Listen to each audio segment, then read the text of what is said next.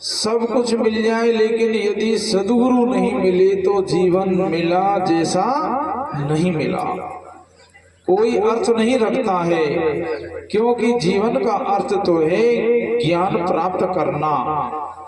और कबीर जी की महाराज की बात सुना रहे, राम बुलावा भेजिया दिया कबीरा रोए, और जो सुख साधु संग में वो बैकुंठाना होए।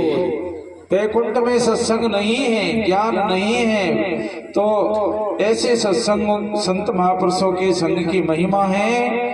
कहा है कि दुख हरे सुख को करे, करे पाप को अंत, कहे कबीर वो कब मिले परम स्नेही संत। संत दुख का हरण करते हैं, दुख का हरण करें और सुख को देते हैं, और पाप का अंत भी संत लोग करते हैं। क्यों? वे ही हमें उपाय बताते हैं, युक्ति बताते हैं, कि साधना बताते हैं। उनको करने से ही तो पाप का अंत होगा। करें पाप को अंत, ऐसे संतों के लिए कबीर जी ने कहा है, ऐसे परम स्नेही संत हम कब मिले, तो बड़े कि अब मोए भा भरोस हनुमंता, और बिन हरि कृपा मिले नहीं संता। राम कृपा कर चितवे जबहि, राम कृपा करके देते हैं, कृपा करते हैं, तो संत विशुद्ध मिले पुनि तबहि।